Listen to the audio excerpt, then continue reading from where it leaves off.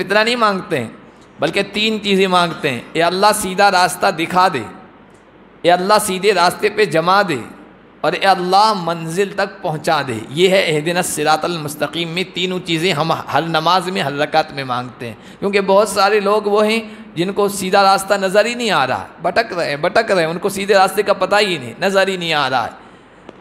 اے اللہ سیدھا راستہ دکھا دے۔ دوسرا، اے اللہ دکھا دیا تو اس پر جما دے، کیونکہ بہت سارے لوگ ہیں ایک لمبی مدت تک تو سیدھے راستے پہ جمے رہتے ہیں، پھر چھوڑ دیتے ہیں۔ کتنے سارے لوگ ہیں آج ماحول کو دیکھ کے منافقت کا ماحول اختیار کیے ہوئے ہیں، وہ اپنے آپ کو کہتے ہیں ایکس مسلم ہیں ہم، یعنی اسلام ہم نے چھوڑ دیا، پہلے مسلمان تھے۔ اس کا مطلب یہ ہے کہ زندگی کا ایک بڑا عرصہ انہوں نے صراط مستقیم پر گزارا ہے، اور اب انہوں نے چھوڑ دیا صراط مستقیم کو، اور پھر یہ کہ اتنا جما دے اس پر کہ منزل تک پہنچا دے۔ ہم اس راستے پر چلتے رہیں، منزل تک پہنچا دے۔ ثم قضى أجلا وأجل مسمى عنده ثم أنتم تمترون۔ آج کے درس کا آغاز ہم اللہ کے فضل و کرم سے سورۃ الانعام کی آیت نمبر، سورۃ الانعام کی شروعات سے کر رہے ہیں۔ سورۃ الانعام مکی صورت ہے، 20 رکوع اور 165 آیتوں پر مشتمل ہے۔ اس سورت کے اندر اسلام کے جو بنیادی عقیدے ہیں ان میں سے 3 بنیادی عقیدے، عقیدہ توحید، عقیدہ نبوت و رسالت، اور بعث بعد الموت یعنی مرنے کے بعد دوبارہ زندگی ہے اور حساب کتاب کا مرحلہ ہے اور جنت و جہنم ہے، اس پر بحث کی گئی ہے۔ انعام نام کی جمع ہے، اس کے معنی آتے ہیں چوپائے کے، پالتو جانوروں کے۔ اس صورت کے اندر ان کی حلت و حرمت، حلال و حرام ہونے کے کچھ مسائل بیان کیے گئے ہیں۔ جانوروں کے سلسلے میں مشرک، شرک کرنے والے شرک کرتے ہیں، جانور پیدا اللہ نے کیے اور ان کو غیر اللہ کی نذر کر دیتے ہیں، غیر اللہ کے نام پر قربان کر دیتے ہیں، غیر اللہ کا حصہ اس میں ٹھہراتے ہیں۔ اس وجہ سے اس صورت میں خاص طور پر جانوروں میں جو مشرکوں نے شرک کر رکھا تھا اس کی تردید کی گئی ہے۔ سورت جو شروع ہو رہی ہے وہ ان کلمات کے ساتھ، الحمدللہ الذی خلق السماوات والارض وجعل الظلمات والنور۔ تمام تعریف اللہ کے لیے ہے۔ الحمد کے کلمے سے یہ سورت شروع ہو رہی ہے۔ الحمد کا مطلب ہوتا ہے تعریف۔ سورۃ الفاتحہ بھی اسی کلمے سے شروع ہوئی ہے۔ اللہ تعالیٰ کو اپنی تعریف بہت پسند ہے، اور جو بندے اس کی تعریف کرتے ہیں وہ بھی بہت پسند ہے۔ اللہ کی ایک ایک نعمت پر، حاصل ہونے والی ایک ایک چیز پر اللہ کا شکر کیا جائے، اسی کو تعریف کرنا کہتے ہیں۔ تو یہ اللہ کو پسندیدہ ہے۔ حدیث شریف میں آیا، اللہ کے نبی صلی اللہ علیہ وسلم نے ارشاد فرمایا، ان اللہ یحب، اللہ تعالیٰ پسند کرتے ہیں کہ بندہ جب کوئی ایک لقمہ لے اور ایک لقمہ اس کے حلق سے نیچے اترے، ان یحمدہ علیہا، وہ اللہ کی اس پر تعریف کہے اور کہے الحمدللہ، میرے بس میں کچھ نہیں تھا، تمام کمال، تمام خوبی، تمام بہتری اور بڑائی اللہ ہی کی ہے کہ اس نے یہ لقمہ مجھ تک پہنچایا اور میرے حلق سے نیچے اتارا، ورنہ انسان کے بس کی بات نہیں ہے کہ ایک لقمہ تیار کر سکے۔ اگر میرے اور آپ کے حوالے کر دیا جاتا کہ جو کھانا ہے صبح و شام تم کھاتے ہو اور ناشتہ الگ سے ہے، یہ تمہیں خود تیار کرنا ہے، جو کچھ بھی انسان اپنے لیے استعمال کرتا ہے انسان خود تیار کرے، خود استعمال کرے، تو ایک لقمہ تیار کرنا ہمارے لیے کتنا مشکل کام ہوتا۔ لیکن اللہ تعالیٰ نے کائنات کا نظام اس طرح بنایا ہے کہ لاکھوں کروڑوں لوگ ہماری خدمت میں لگے ہوئے ہیں۔ کسان اپنی زمین جوت رہا ہے، زمین ہموار کر رہا ہے، ہل چلا رہا ہے، بیج ڈال رہا ہے، اور پھر وقت پر اس پر پانی ڈال رہا ہے، اسے سیراب کر رہا ہے، اس کی دیکھ بھال کر رہا ہے، وقت پہ اس کو کاٹ رہا ہے، اور پھر وہ کٹ کے کہاں جاتا ہے؟ گوداموں میں جاتا ہے، وہاں سے دکانوں میں آتا ہے، دکانوں سے پھر ہم خریدتے ہیں، پھر وہاں سے ہم آٹے چکی والے کے یہاں پہنچاتے ہیں، وہ آٹا پیستا ہے، پھر اس کے بعد جا کے گھر کے حوالے کر دیتے ہیں، گھر کی مستورات بیچاری گونتی ہے، پکاتی ہے، اور پھر ہم تک پہنچتا ہے۔ اللہ کہتا تمہیں ہی یہ سب کچھ کرنا ہے تو کتنا مشکل ہوتا ہے ایک لقمہ تیار کرنا۔ اسی لیے اللہ کے نبی نے فرمایا ان اللہ یحب ان یاکل العبد اکلۃ او اکلتین فیحمدہ علیہا او یشرب الشربہ فیحمدہ علیہا، بندہ جب لقمہ کھائے اور اس کے حلق سے نیچے اترے، اللہ یہ پسند کرتا ہے وہ اللہ کی تعریف کرے، ایک گھونٹ پیے پانی کا، ایک گھونٹ، ایک گلاس، کہ یہ ہم تک کیسے پہنچا ہے، کیا پروسیس ہیں، کیا ذرائع ہیں، کہاں سے ہو کر یہ پانی ہم تک پہنچا ہے، ہم سوچ بھی نہیں سکتے۔ ہمارے یہاں تو پانی ہوتا ہی نہیں، اگر جس طرح پانی تیار ہوتا ہے سمندروں کے کھاری پانی سے، سورج کی تپش اور گرمی اس پہ پڑتی ہے، اور وہ سمندر کا کھارا پانی بھاپ بن کر اوپر اٹھتا ہے، اور ایک خاص مقدار میں جا کر اللہ کی آٹومیٹک مشینی تیار، یعنی اللہ کا حکم ہے، وہ پانی کھارا پانی میٹھے میں تبدیل ہو رہا ہے، کھارا پانی میٹھا بن رہا ہے، اور پھر وہی پانی برف میں تبدیل ہو رہا ہے بادلوں کی شکل میں، اور بادل بن رہے کہاں؟ عرب کی کھاڑی میں، بنگال کی کھاڑی میں، مانسون وہاں تیار ہو رہے ہیں، اور اللہ حکم دیتا ہے ہواؤں کو، یہ ہوائیں کیا ہیں؟ یرسل الریاح بشرا بین یدی رحمتہ، اللہ کی کارگو سروس ہے فری کی۔ ہم اگر کوئی کارگو سروس سے باہر سے چیز منگائیں نا، مہنگی آتی ہے، فیس لگتی ہے، پیسے لگتے ہیں اس پہ، ہے نا، اور یہ اللہ کی دیکھیے کیسی سروس ہے، کب سے ہمیں میسر ہے، ہمیں ملی ہوئی ہے، اور وہاں سے پھر اللہ حکم دیتا ہے ہواؤں کو، مانسونوں کو، کہ لے جاؤ، بادلوں کو لے جاؤ، کہاں برسانا ہے؟ کہ ریگستان میں جا کے برسانا ہے۔ اگر ہم ہی کہہ دیتا کہ تمہارا پانی تم خود تیار کرو تو کیسے تیار کرتے؟ یہاں نہ تو سمندر ہیں، نہ ندی نالے ہیں، کچھ بھی نہیں، ریگستان ہے، پیاسے مر جاتے۔ پانی کہاں تیار ہو رہا ہے اور کہاں تک پہنچ رہا ہے؟ اللہ صرف اتنا چاہتا ہے بندے، جب یہ میٹھا ٹھنڈا پانی عذباً فراتا تمہارے حلق سے نیچے اترے تو تم کہو الحمدللہ۔ تو الحمدللہ اللہ کو پسند بھی بہت ہے، اور ہمارا جو نام ہے نا، ہم امت محمدیہ کا نام، ہمارا نام امت الحمادون ہے۔ حمادون کا مطلب ہوتا ہے بہت زیادہ تعریف کرنے والے۔ امتوں کے مقابلے میں اس امت کے لوگ سب سے زیادہ تعریف کریں گے، ہر چیز میں ہم کیا کہتے ہیں؟ الحمدللہ۔ اچھی حالت ہے، کوئی پوچھے کیا حال ہے؟ الحمدللہ۔ حالات تھوڑے اچھے نہیں چل رہے، پھر بھی کہتے ہیں الحمدللہ علی کل حال، میرا مولا جس حال میں رکھے اس پر اللہ کی تعریف ہے۔ ہر چیز میں ہم الحمدللہ کہتے ہیں، تو ہمارا نام حمادون ہے۔ ہمارے نبی کا نام احمد ہے، جس نے اللہ کی سب سے زیادہ تعریف بیان کی، اور کل قیامت کے دن ہر نبی کا ایک ایک جھنڈا ہوگا، ہر نبی کا ایک ایک جھنڈا ہوگا، اور اس کا نام ہوگا۔ میرے نبی کے ہاتھ میں جو جھنڈا ہوگا نا، اس جھنڈے کو رایت الحمد، حمد کا جھنڈا ہے، اس کا نام بھی حمد ہے، تعریف کا جھنڈا ہے۔ تو کل قیامت کے دن کچھ لوگ اس امت کے ایسے بھی ہوں گے کہ جن کو اللہ تعالیٰ کہیں گے بغیر حساب کتاب کے چلے جاؤ جنت میں۔ کون ہوں گے؟ فرمایا الحمادون الذین یحمدون اللہ فی السراء والضراء، ہر حال میں، خوشحالی میں، تنگحالی میں، بیماری میں، صحت میں، پریشانی میں، سکون میں، فقر و فاقے میں اور خوشحالی میں، ہر حال میں وہ اللہ کی تعریف کرتے ہیں۔ مولا جس حال میں رکھے، اللہ سے مانگتے تو ہیں کہ اللہ اچھی حالت ہی دے، بیماری میں ہے تو شفا دے دے، اور فقر و فاقے میں، تنگ دستی میں ہیں تو خوشحالی دے دے، دنیا کے اسباب دے دے، مانگتے تو رہیں گے، لیکن اگر اس کی طرف سے فیصلے نہیں ہو رہے ہیں تو الحمدللہ علی کل حال، مولا جس حال میں رکھے ہم اس میں خوش ہوئیں اور اس کی تعریف بیان کرتے ہیں۔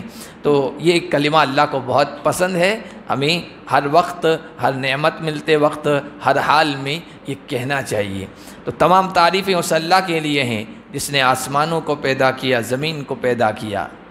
چونکہ اس دنیا میں بہت ساری قومیں ایسی ہیں جو کئی خدا مانتی ہے، بلکہ ان کی یہ بات سمجھ میں نہیں آتی ہے کہ اتنی لمبی چوڑی دنیا ہے، کائنات ہے، زمین اور آسمان پر پھیلی ہوئی، یہ کائنات ایک انسان نے، ایک ذات نے کیسے پیدا کر دی، یہ ان کی سمجھ میں نہیں آتا ہے۔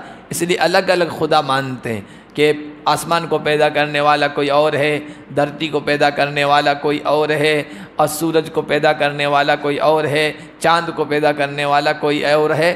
ہر چیز کا الگ خالق مانتے ہیں، الگ خدا مانتے ہیں۔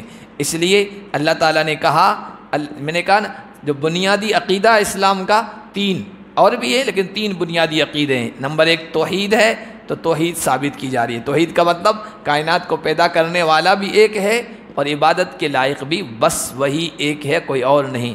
تو یہ توحید ثابت کی جا رہی ہے۔ الذی خلق السماوات والارض، یہ آسمانوں کو بھی اللہ ہی نے پیدا کیا ہے اور زمین کو بھی اللہ ہی نے پیدا کیا ہے۔ آسمان کے اندر دیکھیں آپ کیسی کیسی مخلوق ہے، یہ سورج، یہ چاند، یہ ستارے، اتنی بڑی بڑی اللہ کی یہ مخلوق ہیں کہ ہم تصور نہیں کر سکتے ہیں۔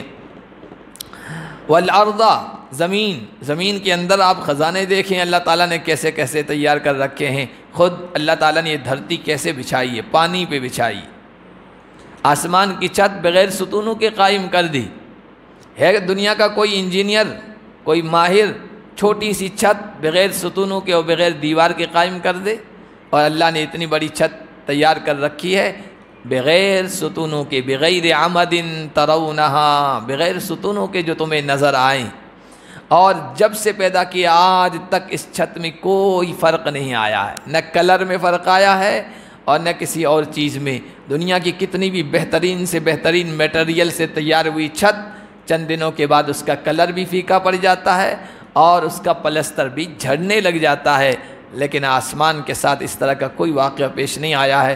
ایسی زبردست اللہ تعالیٰ نے آسمان کی چھت تان دی ہے اور زمین پانی پر بچھا دی، زمین کو پانی پر بچھا دیا ہے۔ اور پھر یہ کہ یہ زمین گردش کر رہی ہے، یہ والارض مستقر لہا، اس کا ایک ٹھکانہ اس کے لیے گردش کر رہی ہے، اپنے محور پر گھوم رہی ہے، اور اتنی تیزی کے ساتھ گھوم رہی ہے کہ اگر اتنی تیزی کے ساتھ گاڑی چلنے لگ جائے نا تو کوئی انسان اس گاڑی میں زندہ نہ رہے، لیکن گردش بھی کر رہی ہے، گھوم بھی رہی ہے، اور انسان اس پر سکون کے ساتھ رہ رہا ہے۔ اللہ نے اس کو کہا مہادا، زمین کو ہم نے گہوارہ بنایا ہے۔ جیسے بچے کو ہم گود میں لے لیتے ہیں یا اس کے پنگھوڑے میں رکھ دیتے ہیں، جھولے میں رکھ دیتے ہیں نا، اور ذرا جھولا دیا سکون پاتا ہے اور اس کو نیند آ جاتی ہے، راحت محسوس کرتا ہے۔ اللہ کہہ رہے ہیں اس دھرتی کو ہم نے تمہارے لیے گہوارہ بنا دیا ہے۔ اب زمین کتنے فی سیکنڈ نہ جانے کتنے 100 کلومیٹر چل رہی ہے، یہ گھوم رہی ہے، لیکن ہمیں محسوس نہیں ہوتا ہے کتنا بڑا اللہ کا احسان ہے، ہمیں محسوس نہیں ہونے دیتا ہے۔ کبھی کبھی اللہ احساس دلاتا ہے، جب حکم دیتا ہے نا ذرا حرکت کر، ارتھ کیوک ہوتا ہے اور دھرتی کمپ ہوتا ہے، زلزلہ آتا ہے نا، تب دھرتی ہلتی ہے اور ذرا سی سیکنڈوں میں ہلتی ہے، تب انسان کو پتہ ہوتا ہے، چلتا ہے کہ دیکھو زمین چل رہی ہے، حرکت کر رہی ہے، ہمیں محسوس نہیں ہوتی۔ آج اللہ نے حرکت محسوس کرا دی۔ اس طرح ہمیشہ جھٹکے لگتے رہیں تو ہمارا جینا دو بھر ہو جائے، لیکن اللہ نے دھرتی کو کس انداز سے پیدا کیا ہے۔ وَجَعَلَ الظُّلُمَاتِ وَالنُّورِ، اور اللہ نے اندھیرے پیدا کیے ہیں اور روشنی پیدا کی ہے، اندھیرے پیدا کیے ہیں اور نور پیدا کیا ہے۔ یہ بھی لوگوں کا عقیدہ تھا، مجوسیوں کا، مجوسی جو آتش پرست آگ کی پوجا کرنے والے ہوتے ہیں نا، ان کا یہ عقیدہ تھا کہ دو خدا ہے، اندھیروں کو پیدا کرنے والا خدا الگ ہے اور نور اور روشنی کو پیدا کرنے والا خدا الگ ہے۔ اہرمن اور یزداں ان کا نام انہوں نے رکھ رکھا تھا، تو اللہ نے ان کی کاٹ کی ہے، ان کی تردید کی ہے، نہیں، اندھیرے کو بھی اللہ ہی نے پیدا کیا ہے، روشنی کو بھی یعنی رات کو بھی اللہ نے پیدا کیا ہے، دن کو بھی اللہ ہی نے پیدا کیا ہے، ان کا بھی پیدا کرنے والا ایک اللہ ہی ہے۔ اور پھر قرآن میں آپ غور کریں گے نا تو ہر جگہ آپ کو یہ نظر آئے گا، اندھیرا کا جب تذکرہ آیا ہے تو اس میں عربی میں جمع کا صیغہ لائے، ظلمات، بہت سارے اندھیرے، اور نور کا تذکرہ ہوا نا روشنی کا، تو وہاں صرف نور آیا، انوار نہیں آیا ہے، یعنی اس کا مطلب یہ ہے نور ایک ہے، روشنی صرف ایک ہے، اندھیرے بہت سارے ہیں، اندھیرے بہت سارے ہیں، باطل عقیدے بہت سارے ہیں، باطل دھرم و دین بہت سارے ہیں، باطل پنتھ بہت سارے ہیں، باطل راستے بہت سارے ہیں۔ سیدھا اور صاف راستہ جسے صراط مستقیم کہیے، جس کو ہم مانگتے ہیں اہدنا الصراط المستقیم، وہ نور ہے، وہ روشنی ہے، وہ صرف ایک ہے اور ہمیشہ سے ایک رہا ہے۔ آدم سے لے کر عیسیٰ تک اور محمد الرسول اللہ تک نور ایک ہی رہا ہے۔ ظلمتیں، اندھیرے وہ بہت سارے رہے ہیں۔ اب یہودیت بھی ظلمت اور اندھیرا ہے، عیسائیت بھی ظلمت اور اندھیرا ہے، مجوسیت بھی ظلمت اور اندھیرا ہے، ہندوازم بھی ظلمت اور اندھیرا ہے۔ جتنے بھی آپ غلط طریقے دیکھ لیں نا، یہ سب اندھیرے ہیں، یہ ہمیشہ بہت رہے ہیں، لیکن سیدھا راستہ ہمیشہ ایک ہی رہا ہے۔ وہ نور کا راستہ ہے، وہ روشنی والا راستہ ہے، جس کو اللہ نے اسلام کہا ہے، اور اسی صورت میں آگے کہا ہے کہ اللہ کے نزدیک دین صرف اسلام ہے بس۔ آدم سے لے کر محمد تک سب کا طریقہ جو رہا ہے نا، ذالک دین القیمہ، بالکل سیدھا درست دین، وہ صرف یہی ایک ہے، وہ ہے دین اسلام۔ باقی غلط راستے ہیں جو انسان کو منزل تک نہیں پہنچائیں گے۔ لوگ یہ جو کہتے ہیں نا کہ راستے الگ الگ ہیں، منزل سب ایک تک ہے، نہیں، یہ غلط ہے۔ راستہ ایک ہی ہے جو منزل تک پہنچائے گا، باقی راستے دوسری کسی جگہ پہنچائیں گے، منزل تک نہیں پہنچائیں گے۔ اس لیے ہم اللہ سے کہتے ہیں اہدنا الصراط المستقیم، اے اللہ سیدھا راستہ دکھا دے۔ صرف اتنا نہیں مانگتے ہیں، بلکہ 3 چیزیں مانگتے ہیں۔ اے اللہ سیدھا راستہ دکھا دے، اے اللہ سیدھے راستے پہ جما دے، اور اے اللہ منزل تک پہنچا دے۔ یہ ہے اہدنا الصراط المستقیم میں تینوں چیزیں ہم ہر نماز میں، ہر رکعت میں مانگتے ہیں، کیونکہ بہت سارے لوگ وہ ہیں جن کو سیدھا راستہ نظر ہی نہیں آ رہا، بھٹک رہے، ان کو سیدھے راستے کا پتہ ہی نہیں، نظر ہی نہیں آ رہا ہے۔ تو اے اللہ سیدھا راستہ دکھا دے۔ دوسرا، اے اللہ دکھا دیا تو اس پر جما دے، کیونکہ بہت سارے لوگ ہیں ایک لمبی مدت تک تو سیدھے راستے پہ جمے رہتے ہیں، پھر چھوڑ دیتے ہیں۔ کتنے سارے لوگ ہیں آج ماحول کو دیکھ کے منافقت کا ماحول اختیار کیے ہوئے، وہ اپنے آپ کو کہتے ہیں ایکس مسلم ہیں ہم، یعنی اسلام ہم نے چھوڑ دیا، پہلے مسلمان تھے۔ اس کا مطلب یہ ہے کہ زندگی کا ایک بڑا عرصہ انہوں نے صراط مستقیم پر گزارا ہے، اور اب انہوں نے چھوڑ دیا صراط مستقیم کو، اور پھر یہ کہ اتنا جما دے اس پر کہ منزل تک پہنچا دے۔ ہم اس راستے پر چلتے رہیں، منزل تک پہنچا دیں، اللہ کی معرفت و پہچان تک۔ تو وہ منزل جو ہے نا، اور وہ سیدھا راستہ، وہ نور، وہ صرف اسلام ہے۔ ثم الذین کفروا بربہم یعدلون، پھر جو لوگ پھر بھی کافر لوگ اپنے رب کے ساتھ برابر شریک ٹھہراتے ہیں۔ اللہ پیدا کرنے والا، خالق اللہ اور سب کچھ کرنے والا اللہ، پھر بھی دنیا میں ایسے لوگ ہیں جو رب کے برابر ٹھہراتے ہیں۔ یہ تو چند نام ہم جانتے ہیں، میں نے بتایا یہودیت، عیسائیت، ہندوازم، مجوسیت، فلاں فلاں فلاں فلاں، ورنہ دنیا میں کیسے کیسے لوگ ہیں جو رب کے ساتھ شریک ٹھہرا رہے ہیں، جو غلط راستے کو اپنائے ہوئے ہیں۔ صرف ہم اپنے شہر میں کتنے لوگ گمراہ ہیں اور کس کس پنتھ کے ہیں اور کس کس جماعت کے ہیں، جاننا چاہیں نا تو ہم نہیں جان پائیں گے، اتنے لوگ ہیں جو غلط راستوں کو اپنائے ہوئے۔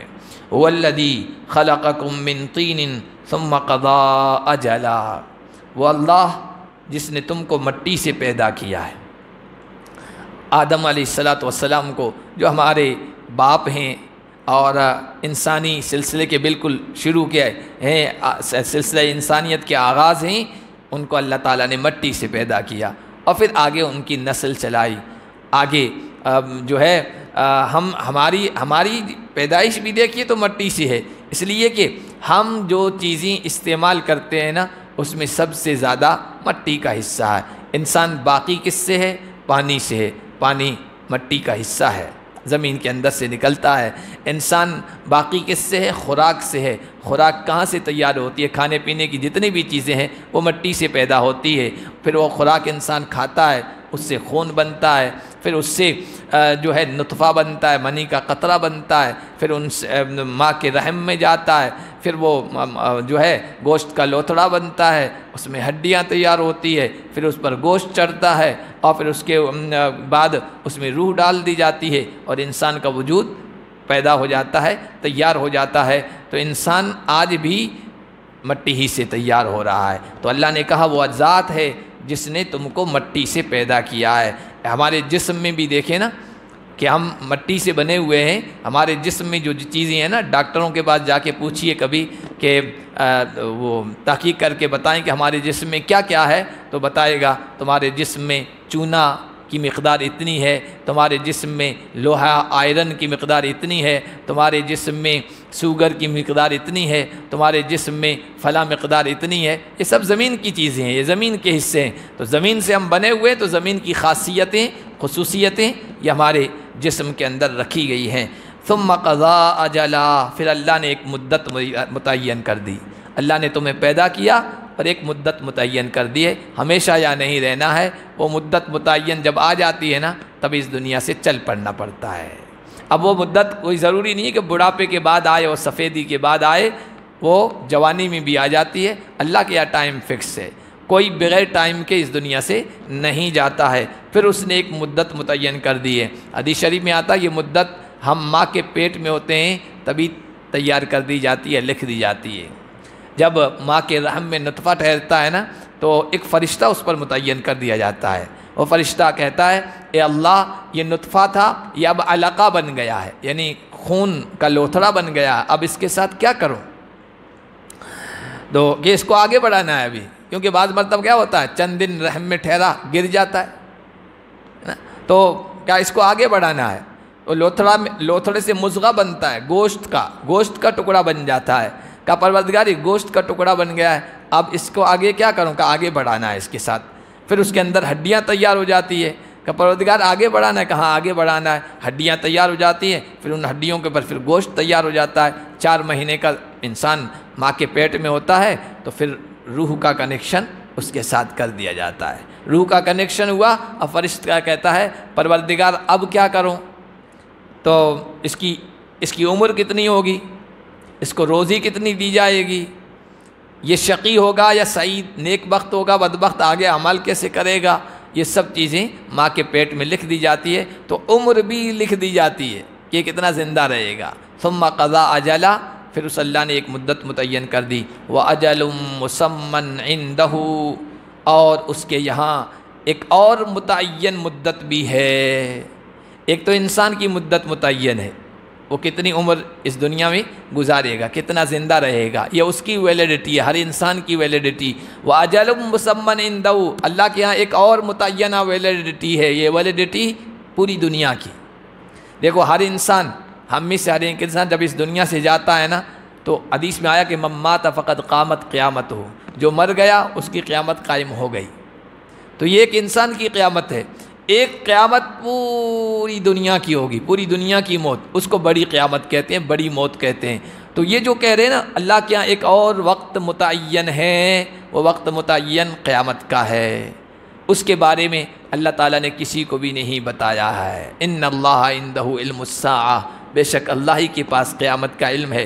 لا یجلیہا لوقتہا الا ہو، اس کا ٹائم کسی کو اس نے نہیں بتایا ہے، نہ کسی مقرب فرشتے کو، نہ کسی محبوب نبی کو، کسی انسان کو نہیں بتایا ہے، بس اس کا علم اسی کے پاس ہے۔ وہ کب آئے گی؟ ہاں نبیوں کو یہ بتایا ہے کہ قیامت سے پہلے حالات کیسے پیدا ہوں گے، قیامت کی نشانیاں میرے آقا صلی اللہ علیہ وسلم نے بتائی ہے، تو وہ بتا دیتے کہ ہاں قیامت قریب آنے والی ہے، ان سے پتہ چلتا ہے، باقی فکس ٹائم کسی کو نہیں بتایا ہے۔ یہ سب کچھ واضح کرنے کے باوجود بھی ثم انتم تمترون، پھر بھی تم شک کرتے ہو۔ وَهُوَ اللَّهُ فِي السَّمَاوَاتِ وَفِي الْأَرْضِ يَعْلَمُ سِرَّكُمْ وَجَهْرَكُمْ وَيَعْلَمُ مَا تَكْسِبُونَ، اور وہی اللہ ہے آسمانوں میں اور زمین میں بھی۔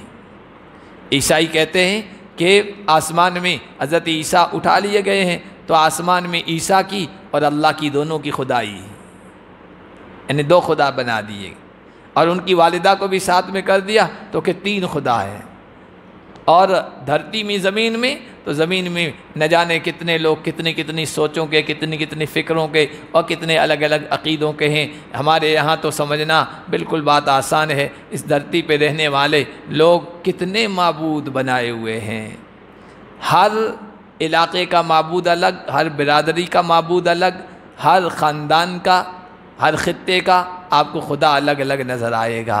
آپ جا کے برادری میں دیکھیے، جو بت پرست قومی ہے نا، بتوں کی پوجا کرنے والے، ہر برادری کا الگ الگ خدا ہوگا، اور الگ الگ بت ہوگا، کسی کے بھوانی ہوگا، کسی کو کیا ہوگا، کسی کا کیا ہوگا، کسی کا کیا ہوگا، اور پھر یہ کہ ڈپارٹمنٹ بھی الگ الگ ہے سب کے، کہ روزی لینی ہے تو کہ لکشمی کی پوجا کرو، اور گیان لینا، علم لینا ہے تو کہ سرسوتی کی وندنا کرو، اور عزت دینے والا کہ فلاں دیوتا ہے، اور موت دینے والا کہ فلاں دیوتا ہے، اور فلاں و فلاں و فلاں و فلاں، کتنے نام ہی نہیں ہے الا اسمان سمیتموہا، تم نے نام، اور ہر کچھ عرصے کے بعد ایک نیا نام آ جاتا ہے، نیا خدا وجود میں آ جاتا ہے۔ ریلوے اسٹیشن کے پاس جاؤ گے تو وہاں نیا خدا ہوگا، آپ نے دیکھا ہوگا غور سے، تو وہاں ریلوے وہ سگنل ملتے ہیں تو وہاں سنگلیشور بابا ہے، سنگلیشور کو سنگل دیتے ہیں اور گاڑیوں کو سلامتی کے ساتھ روانہ کرتے ہیں۔ بس اسٹاپ کے پاس جاؤ گے وہاں بھی بنا ہوا ہوگا، اس کا بھی کچھ نام ہوگا الگ الگ۔ تو اس دھرتی پر نہ جانے کتنے خدا لوگوں نے مان رکھے ہیں، بلکہ درخت کو خدا مان لیا، ندیوں کو خدا مان لیا ہے نا، اور سورج کو خدا مان لیا، چاند کو خدا مان لیا، اور نہ جانے کتنی کتنی چیزیں ہیں، سب کو خدا مان لیا۔ اللہ نے کہا نہیں، وَهُوَ اللَّهُ فِي السَّمَاوَاتِ وَفِي الْأَرْضِ، زمین ہو یا آسمان، اللہ کی ذات بس ایک ہی ہے، وہی ہے آسمانوں میں، وہی ہے زمین میں، یعلم سرکم وجہرکم، وہ تمہارے چھپی ہوئی باتوں کو بھی جانتا ہے اور ظاہری باتوں کو بھی جانتا ہے، اور جو کچھ تم کرتے ہو وہ جانتا ہے، سب کچھ ریکارڈ ہو رہا ہے۔ پہلے لوگ اشکال کرتے تھے، یعنی ان کی سمجھ میں نہیں آتا تھا، آدم سے لے کر آج تک کتنی آبادی آئی ہے اور کتنے سارے انسان آئے ہیں، ان سب نے جو کچھ کیا ہے دن کے اجالوں میں، رات کے اندھیروں میں، مجمعوں، خلمتوں میں، وہ سب کچھ کیسے لکھا ہو، اور دفتر کتنا بڑا تیار ہو گیا ہوگا، اتنا بڑا دفتر کہاں ہوگا نا، وہ کیسے تیار کیا گیا ہوگا نا۔ آج سمجھنا کچھ بھی مشکل نہیں ہے، ذرا سی چھوٹی سی چپس میں انسان کا سب کچھ تیار ہو جاتا ہے، تو اب یہ سمجھانا کچھ بھی مشکل نہیں، اور جیسے جیسے زمانہ ترقی کرتا چلا جائے گا نا، تو یہ سب باتیں قرآن کی بتائی ہوئی انسانوں کے آسانی سے دماغ میں اتر جاتی چلی جائے گی اور سمجھ میں آ جائے گی۔ تو اللہ تمہاری چھپی ہوئی باتوں کو بھی جانتا ہے، رازوں کو بھی جانتا ہے، کھلی ہوئی باتوں کو بھی جانتا ہے، وَيَعْلَمُ مَا تَكْسِبُونَ، اور جو کچھ تم جو کر رہے ہو ان کو بھی جانتا ہے، وَمَا تَأْتِيهِم مِّنْ آيَةٍ مِّنْ آيَاتِ رَبِّهِمْ إِلَّا كَانُوا عَنْهَا مُعْرِضِينَ۔ آگے ان شرک کرنے والی قوموں کے بارے میں اللہ تعالیٰ نے بتایا ہے، اتنا سب کچھ سمجھانے کے باوجود، نبی بھیجے جانے کے باوجود، قدرت کی نشانیاں دیکھنے کے باوجود، ان کا معاملہ یہ ہے کہ جب بھی کوئی قدرت کی نشانی سامنے آتی ہے یہ منہ پھیر لیتے ہیں، اعراض کر لیتے ہیں۔ اس کو انشاءاللہ اگلے درس میں ہم پڑھیں گے۔ اللہ پاک ہم سب کو قرآن کو سمجھنے کی توفیق عطا فرمائے۔